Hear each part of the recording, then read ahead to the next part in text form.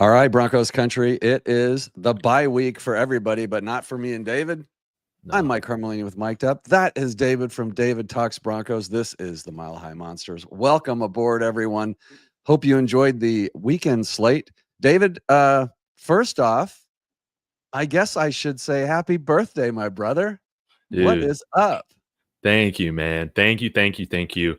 I've had a wonderful birthday, and hey, I want to spend it doing the stuff I love. So I love the fact that we got on here, or we're going to get on here, talk about Broncos, talk about football. I love doing this.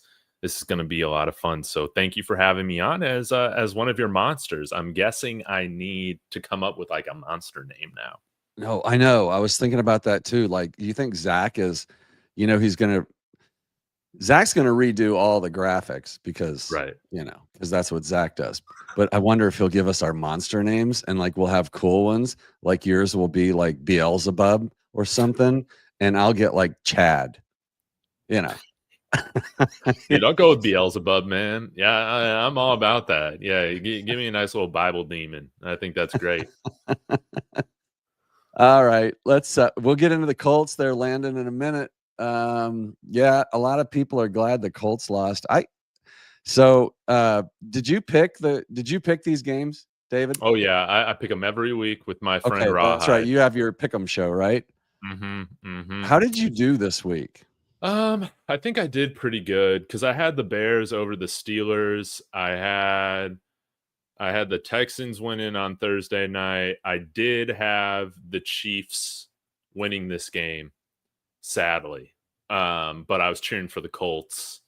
Yep. So I think the only loss that I picked, who did the Bengals play? The Bengals lost to the Patriots 26-20. No, I picked You the didn't pick the Patriots. Bengals. Yeah, no. Um, Jags, Browns, Eagles. Okay, the only loss I have on the week, the entire week, was the Saints. So this might be my best week yet. This is my best week as well. I went Colin Cronin from the Dublin to Denver podcast, and I did kind of a pregame show since there was no Broncos show, no Broncos Yeah. games today. We just picked the whole league, and so we did that too. And looking at this, I did pick the Colts, and so that would be my one miss, and that's pending this Cowboys Eagles, which they're still in overtime. Last I checked. If anybody knows in the chat, or if you're watching it, David, let us know how that one ends up. Yeah. But all right, let's get into it. Let's say hi to everybody in the chat. Landon, Azarico. If I'm butchering your name, I'm sorry. David, of course, David Young, welcome back. And MDS Schaefer, like to see that. Beelzebub was my old AOL email name. So that makes you at least what, 40 to have an AOL? At least. I mean, at least, right? All right. Well, look at this face. I'm not one to judge. Let's do a quick recap of the games that mattered, David. I guess the easiest one is the only reason this one mattered is because Shedeur Sanders was the starting quarterback, the first Browns quarterback rookie to win a game in like 16 years. He kind of had a sneaky good game too. So the Raiders lose. What are your overall thoughts about that game? One, just very cathartic, man, after the clown show we watched last night from our buffs. So it was great to see. Shedeur Sanders go out there, play within the offense.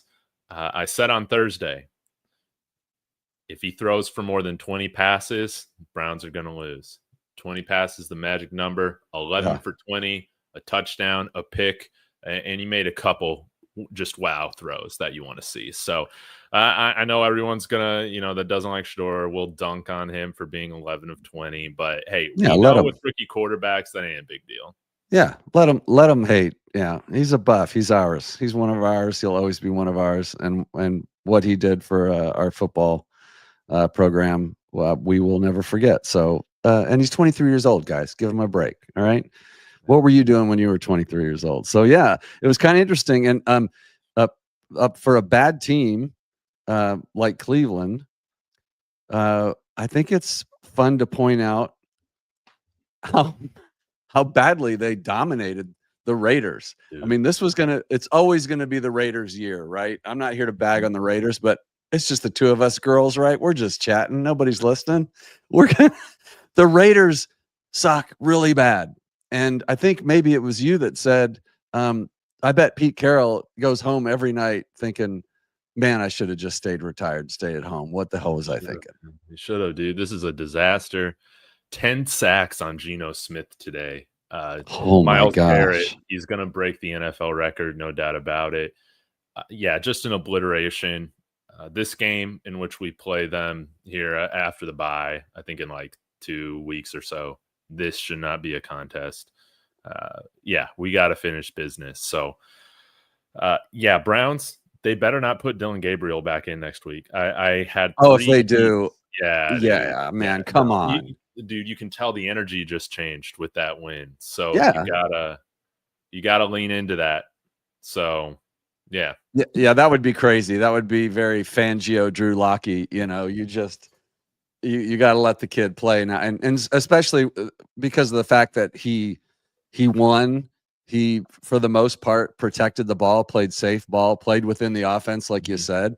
You got to hand it to him, and good on the Browns beating the Raiders, who are now 2-9 and probably mathematically eliminated from the playoffs. So. Congratulations, you get Ty Simpson or somebody like that. Okay, so the other game, of course, we do need to talk about and it's funny, the debate on this game about who to root for. David, I fell on the Pat Bowlen mantra. Okay, so Pat Bowlen once said, yeah, it doesn't matter who they're playing. You never root for your division rivals. I'm assuming you felt the same way about that. Yeah, call me a traditionalist.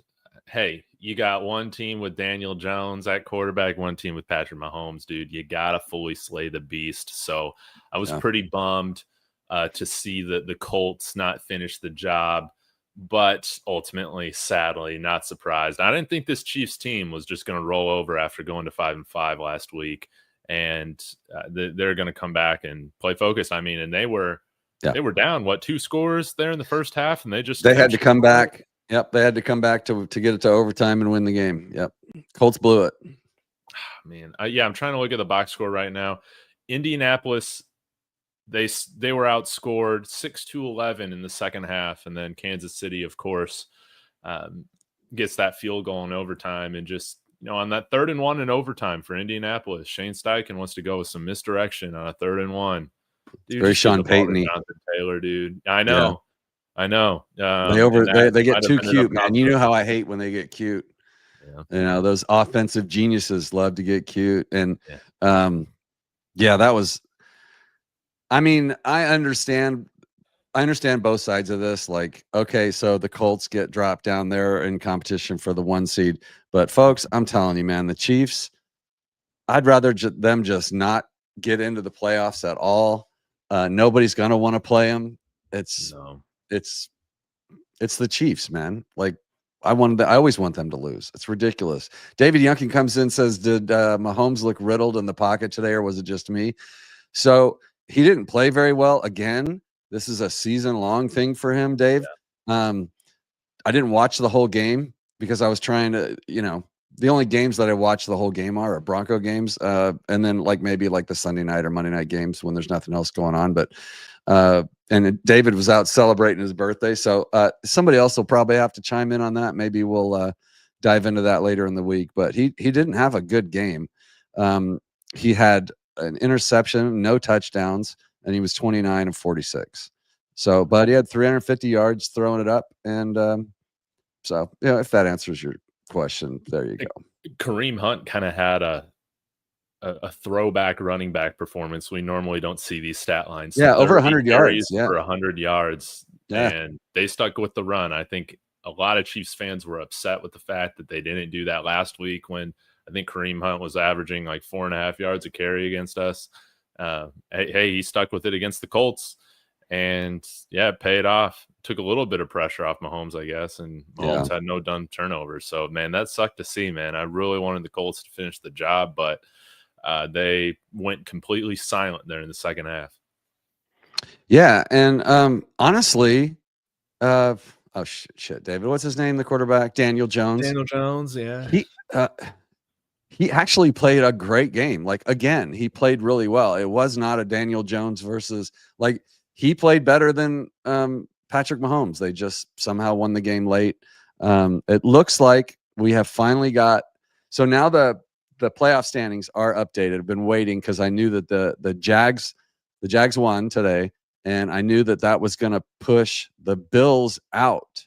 So as it stands right now, the Jags have taken, well, so now the Bills will hang on to, so they'll be the number 7 seed as we sit here today at 7-4. The Jags are 6. The Chargers are still there at 5. Actually, they bumped up one, I think, at 5. And the Ravens have now come up all the way up from out to the number 4th seed. They are winning the NFC North. That is going to be a bloodbath. No Aaron Rodgers for Pittsburgh today. The Chicago game was just wasn't it Pittsburgh and Chicago, right? Yeah, fantastic game, man. I mean, what a game. And I picked Chicago and Colin picked Pittsburgh. It was 31-28. So honestly, just a toss-up game. But good on the Ravens for coming back. I don't know how dangerous they are, David. But it feels right having the Ravens back at the top of the AFC North, doesn't it? I tell you what, man, there are 2 teams I don't want to face in the playoffs. Kansas City Chiefs, Baltimore Ravens, man. I know their defense is flimsy or whatever. I do not care. That team has their number on us in the playoffs. Yeah.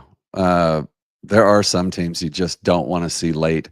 And I'm starting to think that all these AFC teams are thinking that about the Broncos.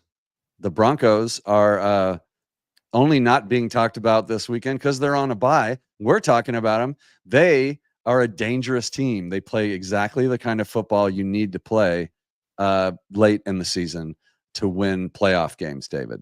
Yes. Yeah. Yes. I love that we're getting this bye at this point. I always prefer a late bye. And I mean, I still think the Patriots are going to drop 1 or 2 in this last stretch. I really do feel like at 3 losses will get you the number 1 seed outright. Yeah, that was the point of that a lot of people had about like the Colts, right? Was like they want them to drop out. They weren't worried about the Patriots because, again, the Patriots beat Cincinnati, the Joe Flacco led Cincinnati Bengals, and barely beat them. It wasn't even that pretty. 26-20, 1-score game.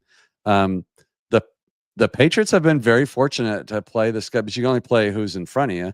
Mm-hmm. But I see the logic in that. Like, that's kind of why I was, not only just because I hate Kansas City, but I was hoping the Colts would win because the Colts have the Texans like twice, I think. Like, they've got a really tough schedule coming up. So I was not worried about that. I'm actually more worried about the Chiefs at 6-5 than I am the Colts at 9-3 or whatever they are now. So I guess I don't think a lot of people want to be facing the Texans either right now. I mean, they're playing good ball, fantastic football, and yeah, it makes our win against them not look phony or anything like that. They're a darn good football team. Davis Mills is perpetually underrated. He's one of the better backup quarterbacks in the league. Him and Daniel Jones both just needed to be in the right place, the right system, the right offense.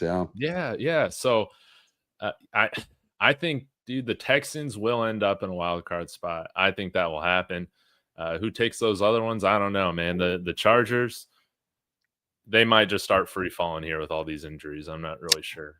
I think I see that coming. There was a time. I would love to see the Broncos. How great would it be if the Broncos were the number 1 seed going into the playoffs and there wasn't even a wild card team out of the AFC West? They were all coming out of the AFC East and the AFC South. Like, talk about a dream come true. Yes. We would be able to shit talk like the whole off season. I mean, it would just be so much fun. Get these Chiefs and Chargers peoples out of my mentions. Good Lord, what a Would bunch of you rather play the Colts or the Texans in the playoffs? the Colts. Yeah, I'll go I with would the rather play the Colts as the Broncos. yeah. The Texans, I don't want to play them again. I don't want to see them again. I got a feeling that the Colts and the Texans are teams going in two different directions. Like the Colts played the Chiefs tough, but you got to remember it's about matchups, right? So I think the Broncos actually match up pretty well to the Colts. And if not for what was it, a penalty? Was that the leverage game? Yes. Okay. Sorry to open a wound, everybody out there listening, but I mean, the Colts should have been a win. That was a ref. The refs gave them the win on that one, and I will never say otherwise. But I think, would you rather have meet the Texans or the Colts in the playoffs? I think right now the Colts, dude. Colts. I think right now the Colts. I think they Texans. I just don't want to mess with the defense, man. That's what I'm going to be most worried about. Defense over offense. Yeah, that was a rough and tumble game. I thought I won't say lucky. That was a hard fought game that they won against the Texans. So here's your standings for the AFC. They have updated everything. Bills will be the 7th seed. Jags and Chargers hold 5 and 6. And then your division leaders are the Ravens, Colts, Broncos, Patriots. The Patriots, by winning today over the Cincinnati Bengals, did overtake the Broncos for the number 1 seed. And that's only because they've played one more game. They're at 10-2, and we're at 9-2. We will be at 10-2 next week, and we will retake that number 1 spot. Those Patriots are going to start losing some games. Weird fall from the Bills. It's just been weird watching that team. I follow them fairly closely, but they're a strangely not great team this year, David. Kind of like the Chiefs. Like neither one of them have been very impressive. And I'll tell you what, man, this is why I don't like the idea of bringing in somebody like Brandon Ayuk, who is just self-destructing his career. You got a great winning team there with Josh Allen, and you're Keon Coleman, and you're totally messing up the whole energy of the team, man, with missing meetings and stuff like that. Having to be disciplined, sitting out games.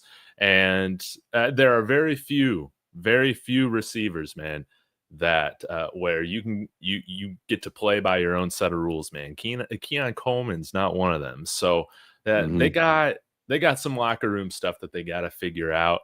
And it's unfortunate, man. It's unfortunate for them.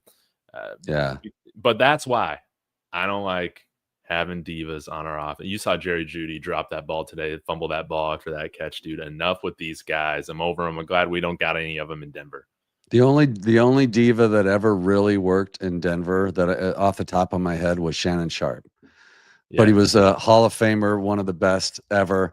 But he wasn't a locker room problem. So the diva part, it depends on how you define diva, right? Like diva is the one that is like Terrell Owens. Do you remember Terrell Owens? Oh yeah, dude. So like this is a guy that was the biggest diva and the biggest baby and wouldn't show up and was doing all that stuff. You know, the Broncos don't generally do that. And when Pat Bowlen passed away, I was afraid of what would happen next, like with the team. Like would the culture change? Because the ownership ultimately does, you know, coaches and stuff can set the tone for a while, but eventually it's the owners that really do set. Like Al Davis made the Raiders what they are, right? Pat Bowlen made the Broncos what they are. And this ownership group that we have, the Walter Penner group, is count your blessings, Broncos country. We got so lucky, and it's not just the money.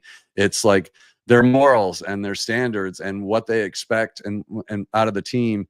And Sean Payton has proven that he is not a bad locker person. He is not this, you know, nasty, you know, overbearing boss. You know, like the players love him and they're close.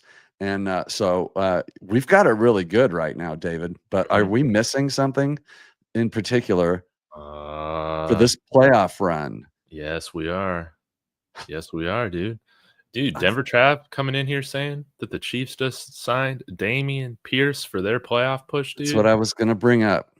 This is So disappointing, man. we had the chance to make a move, and again, we failed to do so. Now, I wasn't, we just got done talking about Ayuk, but this move would have been, I think, really smart for the team. It's a need. I think we need another running back, don't we? Dude, I think so. And I think this is more so on TikTok because, man, people love to fight on TikTok with my opinions on this. But TikTok, man, I think some people say when I'm saying, hey, we should sign Damian Pierce, then all of a sudden people are like, what are you talking about? We have RJ Harvey. No. Right now, RJ Harvey definitely deserves the bulk of the carries, but we have no big back right now. That's right. No big pass protector. We need a guy to play a few snaps that can do those things, especially, God forbid, Tyler Bidet goes down. You're without a dependable pass protector. Not to say that RJ hasn't done it in spots or Jaleel, but I wouldn't exactly call them like, you can always depend on them to make the right block every single time. We just need a short yardage back. So while this isn't the end of the world, I do think Damian Pierce did have some nice upside, again, only being 25 and averaged 7.5 yards a carry last year in a reserve role. So he's a good running back. But, hey, we can go out and get Zach Moss. You could probably sign him to the practice squad. I was really surprised, Mike, that we didn't see a transaction made in that area at all this week. Were you expecting a move to be made? For the Broncos? Yeah. Specifically? No, only because I know how they operate. But my gosh, I was hoping for it. They just, for some reason, and we talked about this on the show a couple weeks ago, like Sean gave that, we've got everybody we need, and then signed 41-year-old Mercedes Lewis, right? Yeah. But I got to go back and check the timing, man, because I swear I could have swore he said that after we got Mercedes, but it's Mercedes, right? Am I saying that right? Mercedes. Yeah. So see, this is where we miss Zach. So usually for you guys watching this little three-headed monster show we do, there's three of us. Zach literally does all the work, and David and I just chill out and get to talk ball. And now we don't have like somebody like checking us, so we're gonna depend on the chat to like call us out when we say something wrong. And I guess I was disappointed, Dave.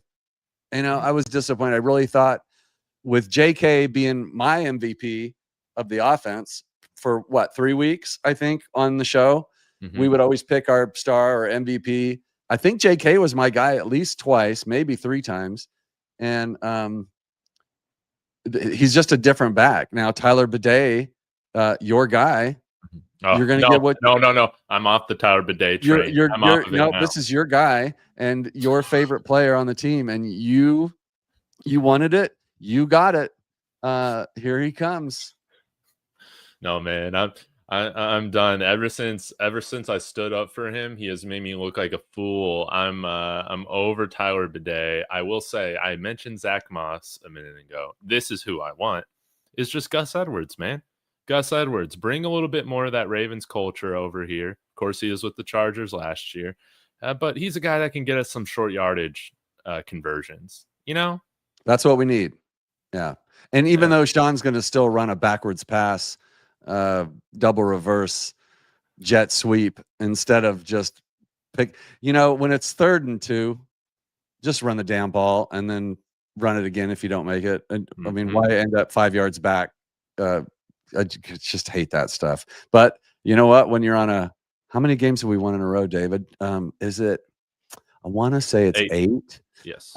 Maybe we should give Sean Payton a little credit for that. Nah, I ain't doing that, man. We need another running back on the roster. Come on. No, man. I'm not talking about that. I'm talking about his play calling on 3rd down. Yeah. We need that back. No, we need somebody that nobody wants to tackle between, the 2 tackles, that somebody just can put his head down and get you 3 yards. JK was kind of that guy, and we're going to miss that. RJ Harvey, I trust him. He's got great hands out of the backfield. Really surprised at how well he catches the ball. I didn't know that he whenever you see a running back catch it with his fingertips, it always makes me feel better about life. When you see a receiver who catches the ball in his chest in college, I'm always scared to death of them in the pros because that's just not going to make it. So. Is Cycloptics bringing up a good point here? Having Adam Prentice in short yardage is awesome. I mean, we've seen Can't him you play hit a little bit these? more running back. Yeah.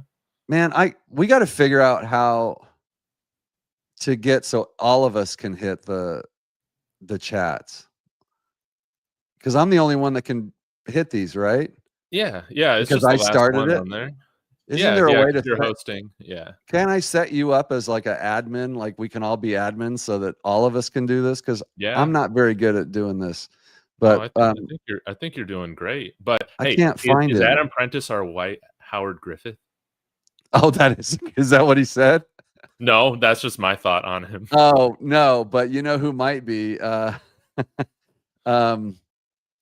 really miss who's our fullback, H-back, Adkins. Like I'm really glad Adkins is coming back. Now we don't use fullbacks the way that the Broncos used fullbacks back in the day. I mean, No. that whole zone, pitch out lead fullback thing was pretty unstoppable back in the late 90s, early 2000s. So that kind of fullback, maybe it'd be nice to have. Gosh, you know what? I think we just need to get Atkins back in the lineup. That'd be really I think nice, man. I'm a fan really of root do. beer, man. I love root beer Nate Atkins, and yeah, he's one of our unsung heroes, man. He's definitely better than Michael Burton. So yeah, give me Zach Atkins. Mike, I got to get this off my chest. It's just a random thought, but I got to get this off my chest because you brought it up with the play calling, dude. The play calling, dude. Sean Payton, always going to be the play caller here. You know what I want, dude? New York Giants hire Davis Webb. Do it. I love Davis Webb, man, but I'm sick of hearing about Davis Webb taking over play calling. Go over there with VJ. They'll probably hire him. Yeah. And then we don't got to hear about it anymore. I'm sick of hearing about a guy that's only called preseason plays. Man, our fans, we got to be smarter than that. I think it's it's not the fans' fault that they don't. You know how Twitter is, you know how everything is. You read it once and you're like, yeah, what the heck? Because he called that one game in the preseason or something and we lit it up. But the thing is, it's like, I'm brain dead, but what's our offensive coordinator's name? Oh, Joe Lombardi. Everybody's always like, we need a new OC. We need a new OC. Look, guys, everything runs through Sean. All Lombardi is doing exactly what Sean tells him to do at practice so that he can go talk to other players. That's all the OC. He's not designing plays. He's not calling plays. Davis Webb, if anything, is struggling, in my opinion, because all the struggles that Bo Nix are having fall more on Bo and Webb.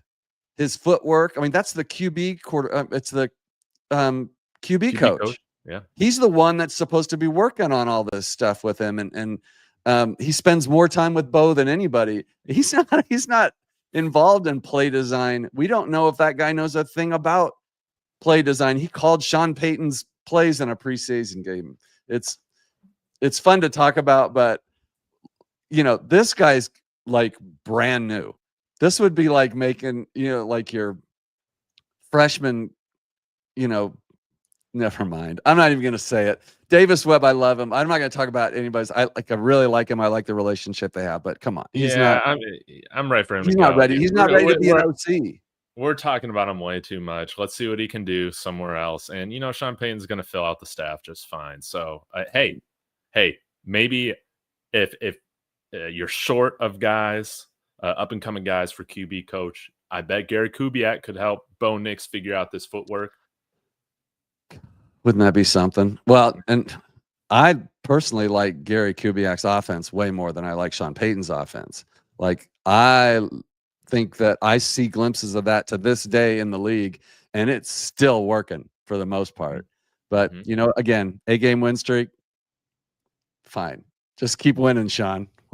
We'll got the whole season to complain about, and think about draft picks. Honestly, this job, David, for me, I mean, other than the post game show, the off season is the best time of year to do a Broncos show. It just is. Like, Yeah.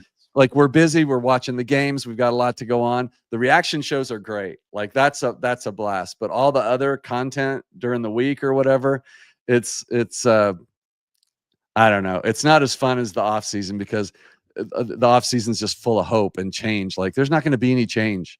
Like we're riding with the guys we've got now. All we can do is look ahead to the next game and the Oh next yeah. game. Oh yeah. And I love glaze season, dude. You just get to glaze on every single player. You always got that guy every single year that you're like, this is going to be the year that he breaks out. So last year it was Lucas Kroll. This year, man, who are some of the guys that was really A.T. Perry? You know, maybe we yeah, got where A.T. Perry make the have we roster. done a show without mentioning A.T. Perry yet? No, I can't, dude. I can't. And dude, if Sean Payton, dude, if he wants to win the Super Bowl, put A.T. Perry out there on a couple go routes. Come I on bet now. he'll make a Troy play. Franklin. Yeah. I Yeah. bet he'll make a play.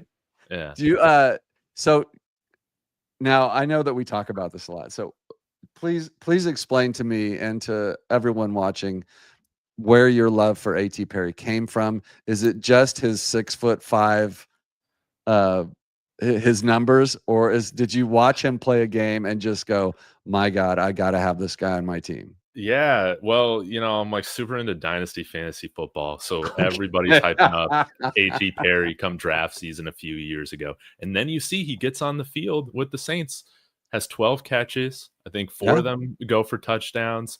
He's averaging like 20 yards a reception, dude. He's coming down with big contested catches. He's got great speed. And then we just never hear from him again. It's kind of one of the strangest things, to happen over the last few years. And a guy that I think showed a little bit of promise, man. But I was super pumped when he signed here Yeah. because I'm like, last year, I'm like, our receivers suck. So I thought this guy was gonna get on the field. Never got on the field, but then you hear the reports. Oh man, he's cooking everybody in practice, whatever. Yeah, So whatever. you think about that for a whole off season. I was thinking, man, this guy can be on the active roster, right? But he's hurt throughout most of training camp, I think it was, and we just didn't. He's still waiting for his opportunity, and it's really just become more of a meme at this point. It's fun to talk about, kind of like Chad Kelly, but there's Yeah. still a part of me. There's still a little part of me that believes in A.T. Perry. That's why I still gotta give him a shout out, man. Troy Franklin ain't come down with these big catches enough.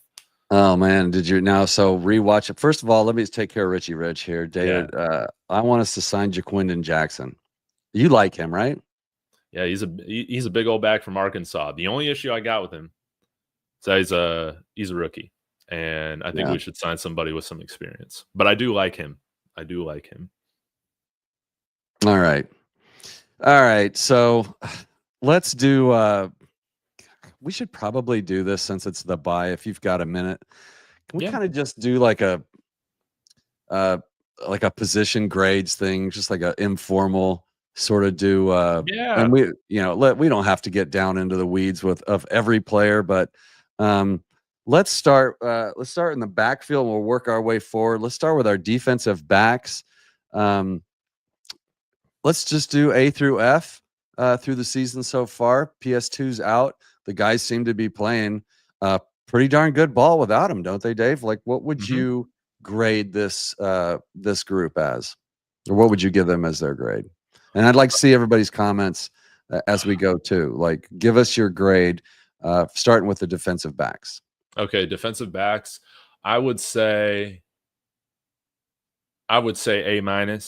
They've been great. My one issue why they're not like a perfect A+ is just because of Riley Moss's flag issue that he has right now. If he can stop getting flags called on him on 3rd and longs, this is a perfect secondary. Should be. I mean, yeah.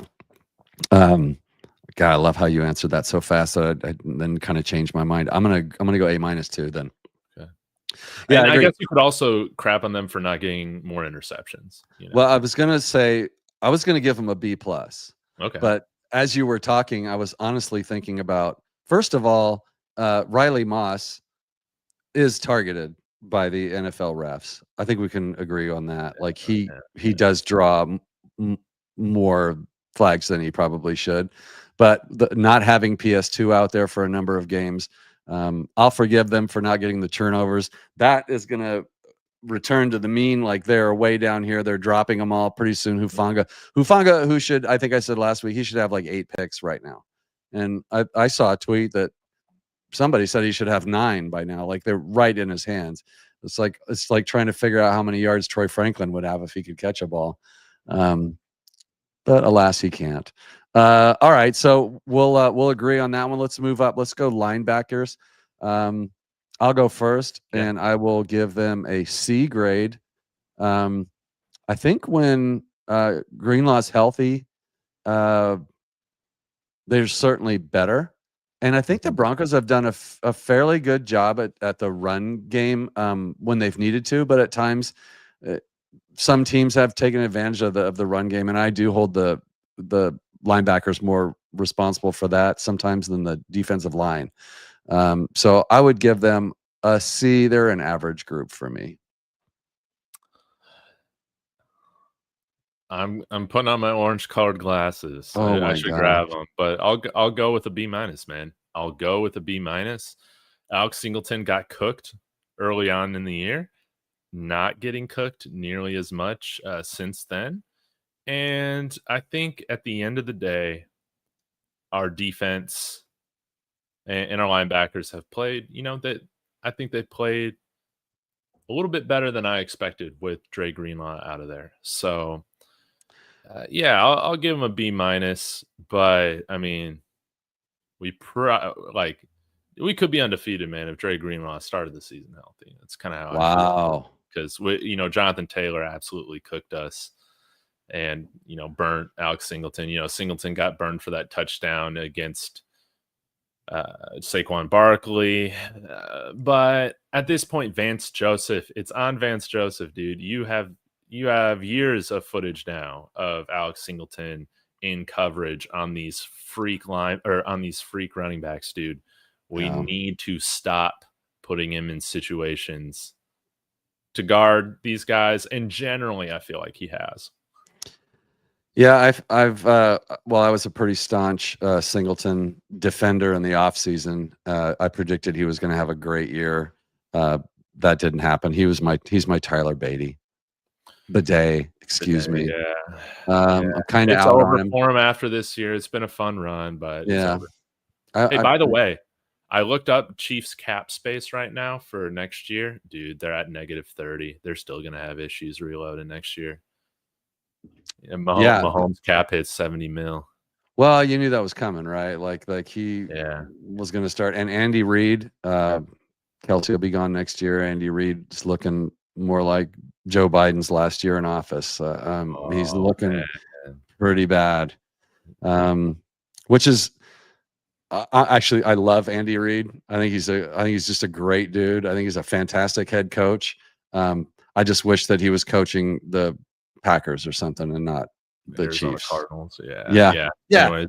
Yeah, down to semi-retired, like somebody we play once every 4 years. Like, good for you, but I'll be happy when he's gone. And we're gonna have Sean Payton probably for another. I know you guys don't want to believe this. He's planning on coaching another 7-8 years. So yes, please. Please. Let's just roll with that. We're gonna win a Super Bowl with Bo and Sean, right, David? Yes, we are. Might even be this year. That's true. Jeez. Isn't that weird? Like it just hasn't set in for me. Like I put $25 on it this week on Kalshi. Do you have any business to take care of here on for Kalshi? Oh yeah. We could take care of this really quick. Yeah, please, guys, get on Kalshi. Use the code DTB and get a $10 bonus once you start trading over there. You can trade on sports and all sorts of other things like the price of Bitcoin, predict the future. But yeah, I put $25 down on Kalshi for the Broncos to win the Super Bowl this year last week. And if they win, that's $335 in my pocket, baby. Let's go. DTB, David Talks Broncos. Use that code. Links in the description of my feed. So thank you, Mike. Yeah, of course, dude. Joined at the hip. This Mile High Monsters, man. We miss Zach. Zach, Let's Talk Broncos. He is a busy young man, for those of you that don't know. He runs and operates his whole Let's Talk Broncos thing with Bree, and those guys stay very, very busy. And then he's also works at KOA as a producer, and he also writes, and he has a girlfriend. You probably don't know her. She lives in Canada. No, I'm just kidding. So she's, I've never seen her. I've never seen her. I'm just saying, you know, I don't He know. has a girlfriend. Yeah. I don't know. All right, let's roll up to defensive line. Should we do edge rushers separately? Nah, we can do the whole D line. Let's do the whole D line. David, you go first. Dude, I mean, it's hard to say anything less than an A+. Wow. You know, we lead the league in sacks, although I'm wondering if the Browns are creeping up on our 49 total with getting 10 today against Geno Oh my Smith. God, I know. Geno Smith got sacked 10 times. Yes. But we got the best pass rush in football, good run defense on the defensive line. So, yeah, I think we could have. They won't put 3 Pro Bowlers in there, but we got definitely 3 Pro Bowl caliber and maybe a couple All-Pro caliber guys on that line. So yeah, and at the end of the year, we'll get jacked for Pro Bowlers as we always do. But that's that's okay. A little bit of my Bronco bias. You know, I mean, all fans feel that way. But there will always be a few like Jaquan is on a All-Pro Pro Bowl level playing right now, and he didn't even get defensive player of the week. They gave it to some schmuck that didn't deserve it. I mean, come on, give me a break, right? Yeah, I'm gonna go with you on that. I would definitely the D line would get an A from me. Like Zach Allen, every time he like bumps his rib or like tweaks something and goes out for a play, I swear my wife has to get out that machine that they put on your chest and zap you back to life. It scares the crap out of me. I think he's kind of the key that starts that engine, and then he's just surrounded by great players. They're all Vance Joseph does a great job too of last week against the Chiefs. Everybody was talking about how the sack number, they held Chris Jones 15, our pass rusher. Nick Bonito. Sorry. This is what happens to me when Zach's not here. Okay, so they didn't really stop him. Like, that's the game plan. They were stunting him and they were using him. They were dropping him in coverage. They were doing all kinds of Vance Joseph just does this crazy stuff. And we're all like, oh, they really shut Bonito down. They can shut it down anytime they want to. No, that was not the game plan. It was containment. In fact, David brought it up on the show. The one thing that he was worried about during that Chiefs game was not keeping containment on the edge, going after Mahomes too heavy, and then they would just slip through. The game plan, VJ was almost as smart as David and made sure that didn't happen. So I'm sure you guys talk a lot. You can see the orange phone over my shoulder. That is a direct line to the Broncos coaching staff. So I do use it during the games once in a while, as you guys may have noticed. This channel isn't David Knows Broncos, but I know a thing or two. You know a thing or two. Maybe even more than 2 things. We've got. Do we miss anybody on defense? Nope. We got everybody. We're good on defense. Let's go to the offensive side of the ball. We'll start with the offensive line. Wow, with injuries. Still playing pretty well. I'd like to see our run game improve some, but you can't deny the pass protection has been there. Even though Bo is really good at avoiding sacks, a lot of that it's a I don't know, chicken and the egg thing. Like it's both of them. Is it the line? Is it him? I think it's both, and I think the line's done a good job. I would say the O-line is maybe a little overrated in my opinion. I don't think they're as great as we like in Broncos country like to say we have the best O-line in the NFL in this. I don't think that's true. I think that I think they could be better. but I'll give him a little bit. And it's nice that we're not talking about Wattenberg every week. Yeah, it's not. Um, Yeah, the I think he's center been playing position, better. Yeah, the center position has not been a problem. Now, he's not opening up the A gap like crazy, right? But he's playing okay. I'm gonna give them a B on the season so far. Let's see who we get back after the bye. I'm expecting we're gonna get Powers back next week against the Commanders. What would you give the O line? I'll go with a B plus. B plus. Yeah, Where's your Paltrow. orange glasses? You might as well Yeah, just put them on, baby. I gotta find them, man.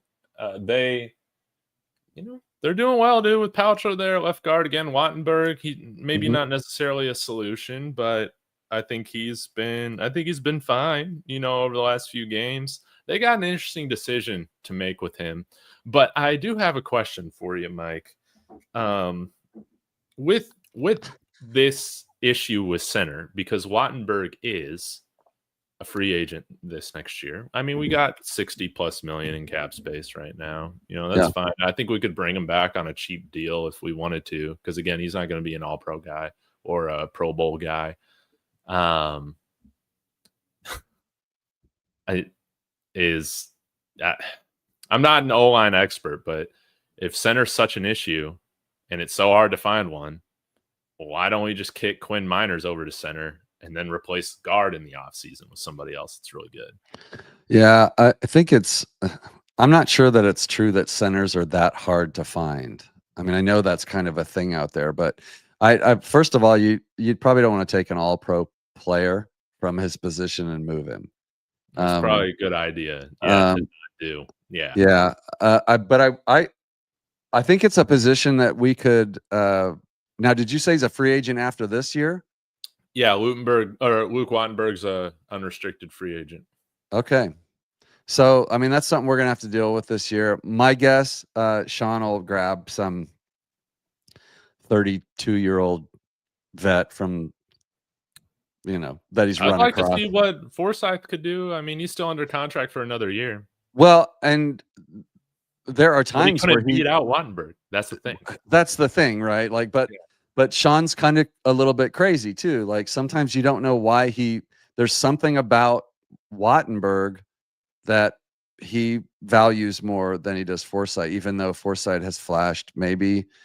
Again, it's hard to when you're not at practice and you're not in the meetings. The other part that people don't understand, and I apologize for everybody watching for even saying that. I know, but some people do have a problem remembering that the mental side of the game.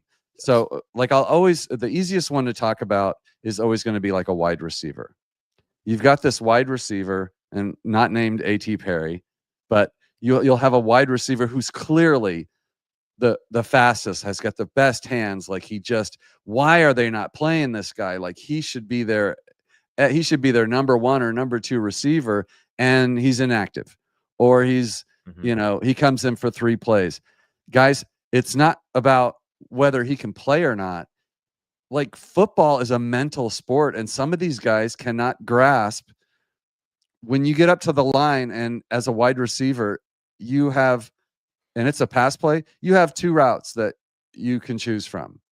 But then all of a sudden, the defense moves and changes their coverage, and the quarterback calls out a little something that changes it. And now you have to know like 4 or 5 variations of every single play, depending on what you see before the snap and then after the snap. And you and the quarterback have to be on the same page at the same time. So that's the obvious one. I think most people understand that. That's why you see people who you can't understand why they're not playing. It's because they can't get the game. They haven't caught up yet. It's going to take them a couple years. But center, now this person is supposed to be making the protection calls. Now Forsyth might just not be able to make the right damn calls, and he could get Bo killed.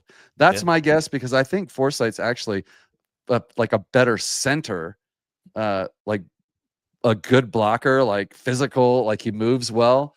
But maybe it's the mental side where he's like, I can't use you. Like if you can't make everybody's assignment and everybody's shift the blocking down, you're no use to me. You heard it here first. Luke Wattenberg returns on a 2-year deal. 2-year deal. I wouldn't be surprised. I mean, because you don't want to put it on a rookie, and I'm guessing the center market's not going to be great. So. Yeah, that's a good point too. I think if there's anybody in the late rounds, maybe they should think about developing somebody. But now if we're going to talk about, could do it, maybe. Who? Nick Gargiulo. I mean, he was mainly playing. Yeah, guard. what was the injury? I think it was ACL.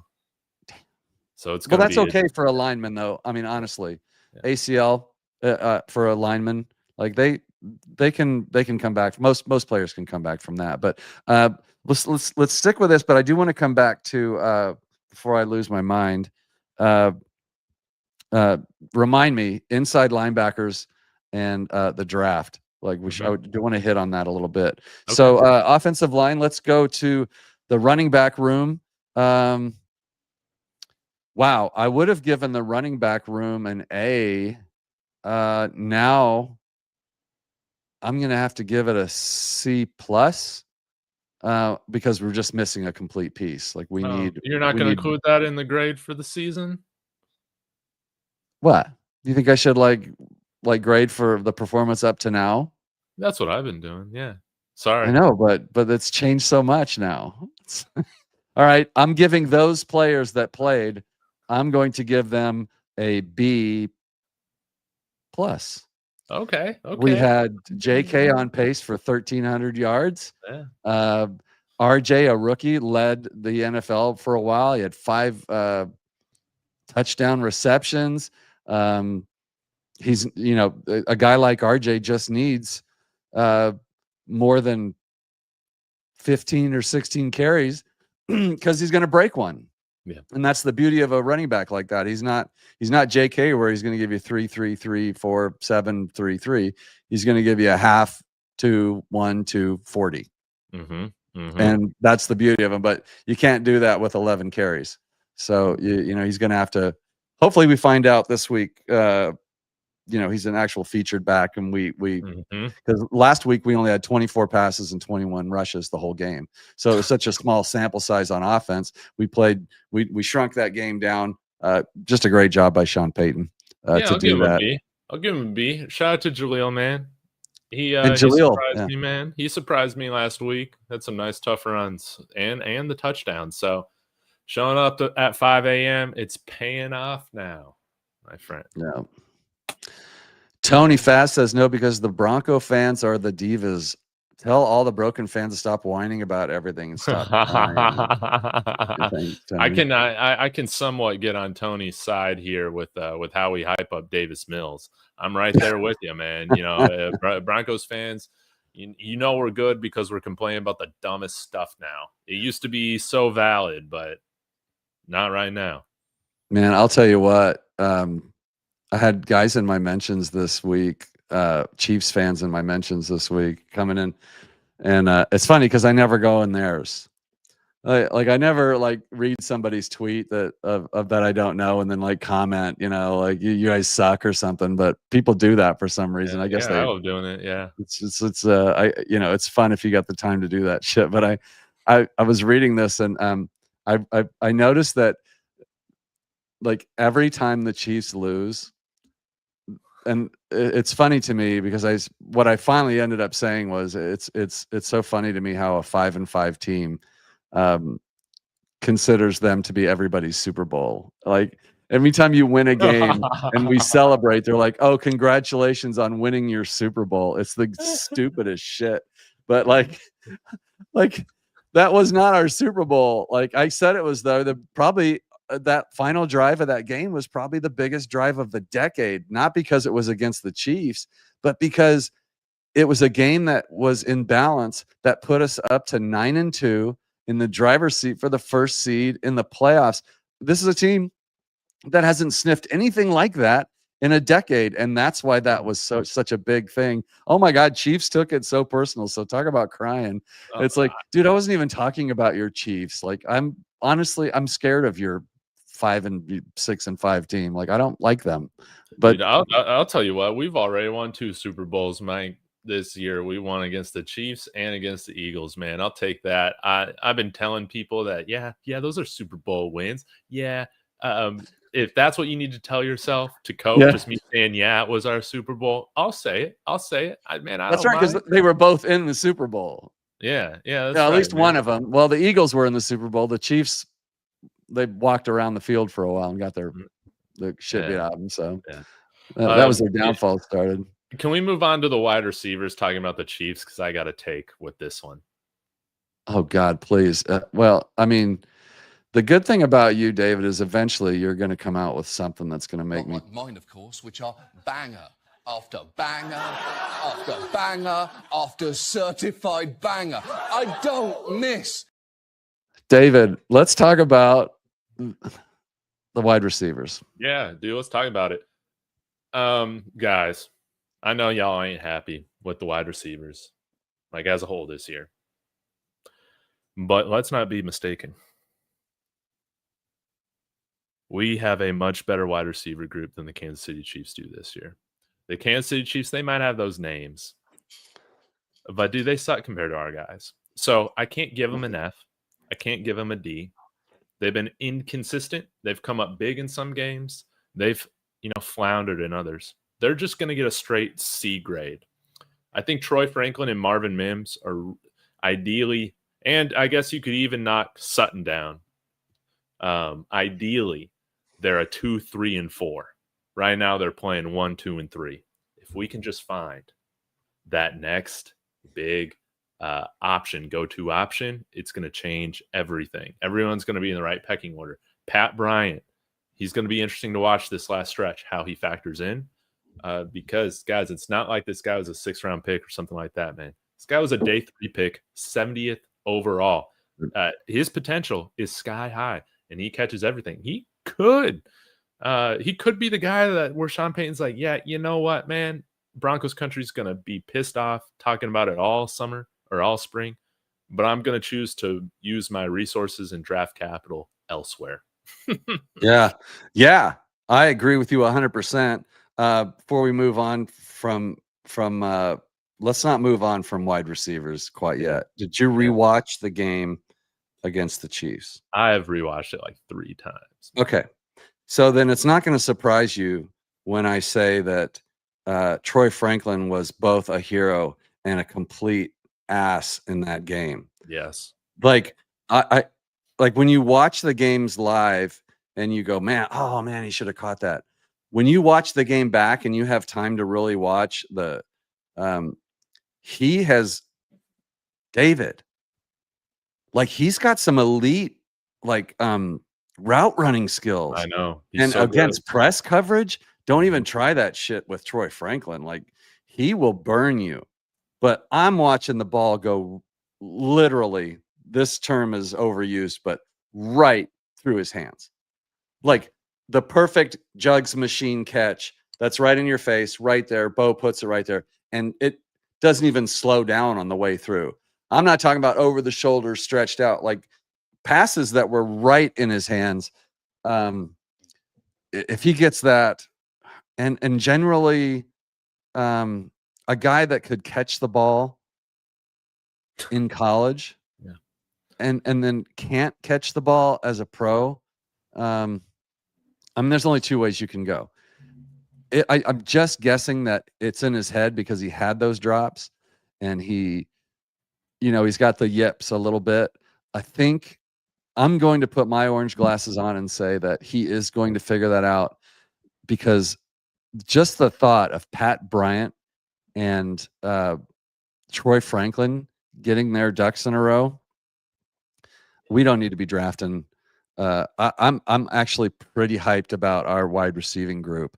Like, and then I think Court's just going to turn into that big body 3rd down.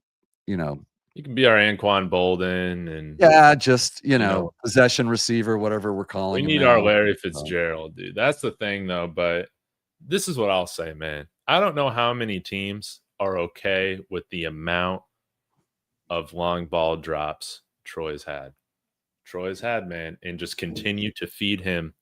I understand the importance of continuing to take those shots, but again, this is why, Sean Payton, you better be listening to this show. He's I'm watching. talking about you, man. I'm talking about you. Sean, dude, just elevate against the Commanders or freaking Raiders. Somebody, dude, just give A.T. Perry a chance to catch a couple of them. And if he doesn't, I'll shut up. But Yeah. he could be a nice 6'5" separator downfield that could help Bo Nix.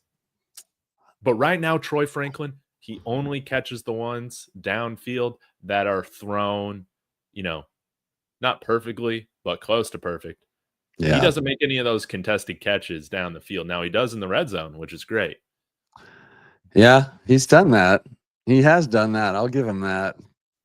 So, what was your grade? Did you give a grade? Oh yeah, I gave him C. I gave him a C. And what's up, Alex? Alex, one of my best friends. He's a Bears fan. He's so happy. Yeah.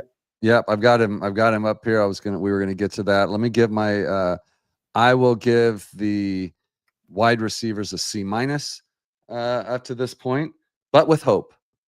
With hope. Yeah. They're gonna get it together. Yes. You're gonna start catching balls. Now, are the Bears legit, David? Yes, they are, dude. They're like us last year. That's how I see them. That's actually a good comparison, right? They're they're winning the games that they need to win now.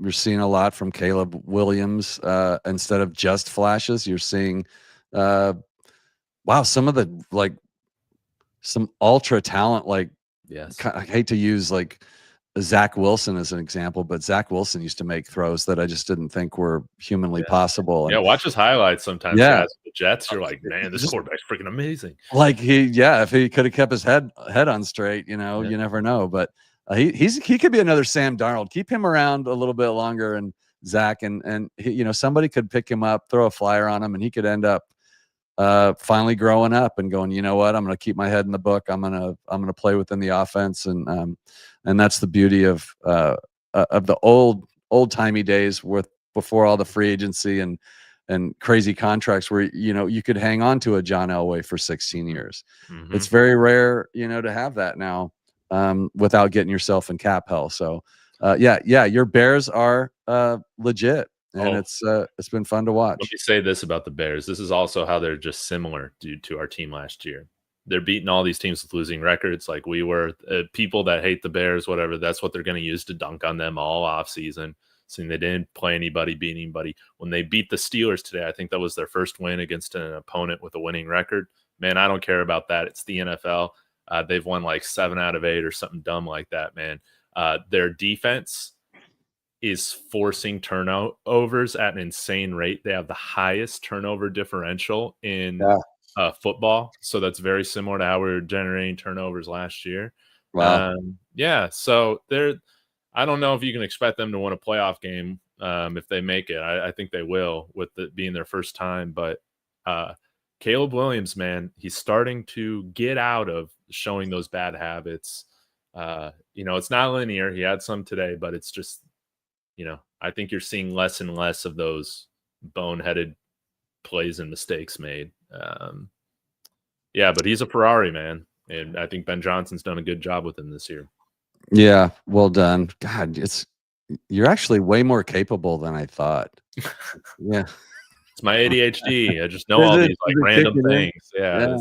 He's a CU grad, folks. We're CU grads. We don't need your help. We know what we're doing. The Bears lead the NFC North. They're 8-3. How can you not call them a contender? They're certainly a contender in an NFC where the Eagles, I believe, just lost to the Cowboys, right? Mm-hmm. So Shy Vargas. I usually say Shy. Yeah, Shy is I'm assuming he's a KC fan. No, he's a Broncos fan. He's always in my show. Yeah. I mean, I knew the name looked familiar, but I was just, there's a lot of. I think the Chiefs definitely could lose to Dallas. Are they playing in Dallas next week? I don't know. So that'll be interesting. People don't like to hear this, but Dak Prescott, he's a better quarterback than Patrick Mahomes. right Yeah, now. he is Yeah, now. and people don't like to hear that, but it's true. I'll be interested to see. It'll be interesting to see. I would love for Dallas to beat them. I think they'll just outscore them. I think it'll be a high scoring game, and the Cowboys proved tonight in a really tough physical game against Philly that they can compete. Like they weren't supposed to be like this really bad team, and they just kind of played that way for a while. They look well coached, and Dak is no joke, man. One of the most underrated great quarterbacks in the league, in my I agree, opinion. dude. So, I got a Dak Prescott jersey. do you really? Yeah, Man, I you do. Who's Isaiah? When is Isaiah coming back? Pacheco, probably. I don't know. Yeah, he is a closet Chiefs fan. Nah, he just knows ball. Shai just knows ball. He wants to talk about the Chiefs a lot. A little scary to me. I don't know, man. Yeah, maybe. Hey, it's he's, okay, man. It's okay. It's 2025. You He's a can do closet whatever you Chiefs want fan. now. It's okay. Yeah. Franklin simply just gets open. Goes to him so often because he can count on that just about every time. Throw Yeah, open guys. I'm a fan of that. Yeah, I'm definitely down with it. He's going to start catching them. I mean, they don't forget they got that college history together. I don't think Bo's lost faith in Troy at all. Here we go again. Who are you going for on Thursday? I'm telling you, I'm a little suspicious. That he's just been trolling you all these years. That he's just using you for information, and then he goes back and reports it to Andy Reid. But let me tell you, man, Dak Prescott, if he didn't play for some incapable owner like Jerry Jones, man, he probably has a Super Bowl by now if you went to just a half decent ownership group. Yeah, Rodney, we hit that earlier in the show. We were both a little sad to see that. I thought that was Gus Bus. That's gonna be my my next video, I guess. Gus Edwards, baby, come on. Well, make it happen. I mean, you're the busiest man in show business. Like, I must have your notifications turned on because. Oh my gosh, turn them off. What are you doing? I don't know what I did. Like every 5 minutes it goes off that David's live. So, which probably is why you have easily one of my favorite Broncos channels, but like one of the fastest. So for those of you that don't know, I do keep track of all the podcasts. I do like a mic'd up kind of watch the media. It's like my side hustle a little bit now. But David over here has one of the fastest growing Broncos shows in the nation over the last 2 years. And so pretty impressive stuff. I have something fun to share. I just saw, dude. I just passed 3,300 subscribers. Let's go, David. I wish I had my little thing. I was like, let me turn this on. Oh yeah, get the show horn going. And guys, make your content, man. Make your content. It doesn't got to be perfect, but just make it, dude. You'll never know what's gonna happen. Just keep putting it out there. Yeah, and don't watch your viewer. Don't get hooked up on your views or your viewers. So last week, now I started. I'm behind everybody, so my growth percentage is higher than everybody's over the last 2 years. But that's only because 2 years ago I had zero. I didn't even have a channel. This channel started in February, so it's not even a year old yet. So we're at 1,300. So we're a couple grand. So 1,300 in a year. We'll take that. And thank you so much to all of you. I will say that if you watch Mic'd Up, which is my channel, if you watch David Talks Broncos, that's his channel. And Zach, who's not here, Let's Talk Broncos. If you are subscribed to one of us and not subscribed to all of us, I don't know what you're thinking, because it's like one big family channel, and you're going to miss out if you don't do that. We would all appreciate it.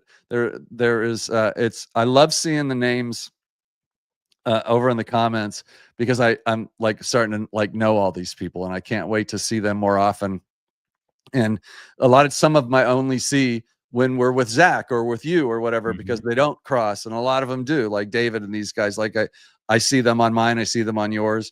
So it's great to have you guys. We do appreciate it, but please make sure you get all of us down there. There's a lot of really good shows. David does a lot of shows, too many to mention on this little program, but let's finish our position rankings, as we're at an hour and 10 minutes already. Oh my gosh. And it's your birthday and I don't want to keep you all night. So let's get into the nitty gritty. We're down to, I believe, what tight ends and quarterback. I would say it's probably quarterback.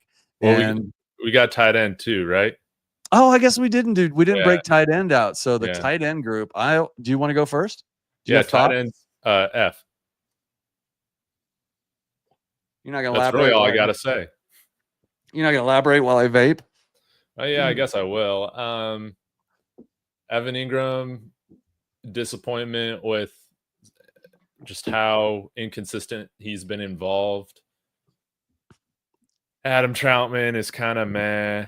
Thank you, Ricky. You're the man. You are the man, You're the Ricky. man, dude. That's what we need. Yeah, spam me everywhere, dude. Spam me in all the Denver Broncos groups on Facebook. I follow them, but I never like self-promote because only a narcissist would do that. But yeah, like, you go put them in there so people can start knowing me and Mike and all my friends that I collab with.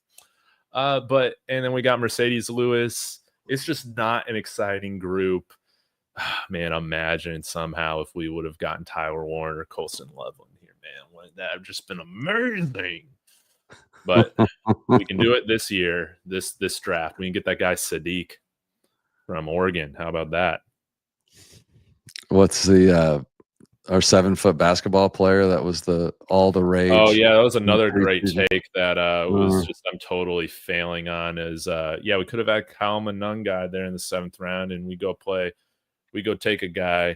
Now, I love a Sean Payton bong hit, man, but this guy we saw in the preseason, he didn't even know where to line up. He didn't even know the rules. It was a disaster. Just a waste. It's just a waste. I think there was a point where he played in 4 plays. He had 3 penalties in 4 plays. And so I never liked the pick. I wanted one of the tight ends that were available, or one of the running backs that were available. I remember thinking back to the draft, how big we were on our running backs and tight ends. I really wish we would have drafted one of those tight ends that are kind of showing out already. So we could have had freaking Terrence Ferguson. Yeah, we're watching the Rams right now. We were big on that. Mm-hmm. Would have been a big difference. Now I do wonder if the tight end problem is an offensive, like how much the offense is not featuring them, and how much that comes into play. But that'll be for the nerds to study. But I think we definitely need that. But on that subject, right before we get to Bo and we get out of here, where are you at with inside linebacker? Now, I think it was last year. I think it was 2 years ago. So it's probably not last draft because I was running back tight end was my big. But I was advocating a 1st round inside linebacker 2 years ago. Everybody hates that move because of the draft value, right? Yeah. But at some point, don't we need to seriously think about getting a real player in there, top 3 rounds, like invest like we did in Pat Bryant? Yeah. I'm cool with a 2nd or 3rd round pick. We can't, and I view the tight end position, I think, a little bit differently than a lot of people. Like, I do see it as a very important position. But especially while we have Dre Greenlaw under contract, it's not, I would much rather spend, we can't get cute. You know what? It might have been a little cute picking Jahdae Barron when it wasn't a position of weakness. Well, you know what? Pat Surtain went out, and our corners are freaking amazing, dude. You can never go wrong selecting things like corners, tackles, defensive linemen, with that 1st round premium pick. So I'm not the biggest fan of a 1st rounder on inside linebacker. I'll put the orange colored glasses on if we do it and get hyped about it, though. But I would prefer some other positions. But day two, I'm totally okay with, dude. Carson Schlesinger, for the Browns, man. He was, I think, the first pick of the second round. He's been fantastic. So maybe we should have drafted him. But I would much rather go offensive line, honestly, with the first round this year. Is the draft? Is this a good O-line draft coming up? That's what all the geniuses say. That's what all the geniuses say, man. But that means, hey, maybe you can get some in the third and fourth round too, though, and go weapons there with the first round. But guys, I want this to be a meat and potatoes draft. I want offensive linemen, linebackers, tight ends, defensive lineman pick. Yeah, and then we use one pick for our big weapon.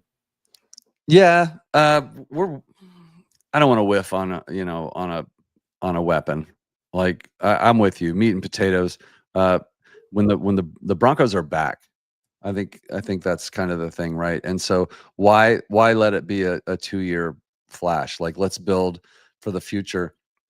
Let's build for when Bo's got 3 years under his belt or 4 years under his belt, and we have this solid team around him, and finally the footwork issues are gone, and the little ups and down inconsistent stuff, and to not have burned a bunch of premium picks on wide receivers that we have to get rid of because they're going to cost $50 million a year or whatever. Like, I'm with you. Let's build from the inside out. Let's keep that going. A little early for draft talk, though. Look for it. We're going to have fun this offseason, though, David. We're talking about the draft, so we're definitely going to do that on the Monsters show. But let's get to these Bo grades, dude. Let's do Bo Nix. This is the big one. Whose turn is it? Is it me or you? I said F for tight ends first. So, all right. I also give the tight ends F. Yeah. I'd love to give them better, but I can't. Now, last thing on Ingram, though, when he has gotten the ball, he's done pretty well with it. So I'd like to see maybe him get some more opportunities. So that's all I'll say on that. He looks healthy now. He looks like he's moving well. He catches the ball reliably. He gets first downs. He fights. That touchdown he made where he stretched out. I mean, the guy's got some moves. Just doesn't look like Bo's looking his way. So, Bo Nix, it is my turn. How can you not give Bo Nix an A? Inconsistent, sure. Clutch, absolutely. David, the guy is, and he's ask him to win a game, he'll go win the game. So, because I don't know what Sean's asking him to do the rest of the game, and he struggles once in a while, he's still, and I don't have his stats in front of me, so I can't be exactly sure where he's at stat wise, but I don't care. Eye test, I'm giving Bo an A. He's 8. He's rolled off 8 straight. He hasn't lost at home since what? Well, he's 11 straight. So whenever it was, it's been a long time. The Broncos are back, and 90% of that is because of him. So Bo gets an A. Wow. Hey, can I pass these orange colored glasses? I got to get my own. You can take them off. You can take them off for this. Yeah. So I'll tell you this, man. If I'll give him an A if I'm grading him on second-year quarterback. Sure. Yep. Well, that's who you have to. Yeah, but where I'm taking this grade from is where he looks right now compared to the other great quarterbacks that we've had in Denver. I'm doing it, man. I'm giving him a B. Giving him a B because we just need the footwork cleaned up, man. The second, third, sometimes first quarter doesn't look great. Game to game, it doesn't look great. He misses guys. And maybe this is an impossible standard because we still saw, I don't even know if it was mainly prime Peyton Manning. I guess 2013 was definitely prime. But, man, we saw Peyton Manning still play super high-level football. That is the standard for me. I can't necessarily put him there yet. But it's, in terms of his development right now, A, if you're just having me graded in a vacuum, how's Bo Nix's performance right now compared to the rest of the league and other Denver Broncos quarterbacks of the past? It's a B. It's a B. Give him a B. I guess that's how you look at, like, how you want to look at it, right? Like, Sorry, I cheated. No, you didn't. Birthday mulligan. We're great. You can do whatever you want on your birthday, right? So, Yeah. but Bo's actually, we were worried a little bit about the sophomore slump. That was the big talk. But honestly, the eye test stuff, there's been some problems, but like statistically, he's Fine. He's fine. Yeah, he's actually having a little bit better of a season than he had last year. So, And I think the way in which he's completing his passes, it's just different. I think it's different. Now, maybe this is something where I got to go back and look at it, but it's like, I don't think we're necessarily calling. I guess some games it was just purely short game for the most part, but I think Sean's asking him to do more this year. And that's also probably why we've seen the completion percentage drop by a few points and a few more turnovers and stuff like that. I don't mind it. It might explain why he does so good in the fourth quarter. Now, Sean, again, we talk about it all the time. He loves to be the smartest guy in the room, and he is generally that. But he, when you worked with Drew Brees all those years, and Drew Brees knows the playbook and the reads and everything just as well as you kind of get spoiled, right? Like, hey, man, if you would just do this, it's like it's like what John Elway said. Like he can't teach a quarterback. He can't train a quarterback, and he probably shouldn't draft a quarterback. And the reason is because a guy like John Elway, that everything came easy to him. Like he was so good, he just doesn't understand why you can't do it. So I could never evaluate the position. That's what I'm saying. You can't. He had finally admitted it himself. He's like, I can't evaluate quarterbacks because, for the life of me, like I'm a golfer, right? I'm a pro golfer. Like, I don't understand why somebody isn't on the green every time from 150 yards. Like, that's just, you got to be on the green. Like, why can't you do that? It's easy. You just, but it's not easy. Like, the game's not easy. And I think Sean would never admit it, but I think he's learning now that maybe you're right, David. Like early in the game, it's like, hey, Bo, here's like 5 different things I need you to think about when you get up to the line. And depending on what they do, it might be 10 other things. And you can kind of see that he's thinking more than he's playing.